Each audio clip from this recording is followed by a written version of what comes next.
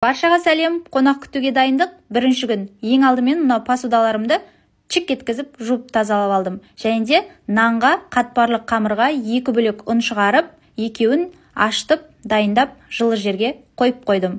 Сосын балығымды шығарып, ол балықты шағын-шағын кішкенеден кесіп, ішек қарын тазалап, жуып, тұздап 15 минутқа тұзы сіңгенше қойып қоямыз. Және де қызып тұрған майға осындай кукурузный ұнға былғап, қызартып қуырып аламыз. Қатпарлы қамырымды 3-ке бөліп, осылай жайып, жұқалап, щедролето майын құйып, осылай орап, онда холодильникке 1 сағат, 1,5 сағатқа қойып қоямын кішкене.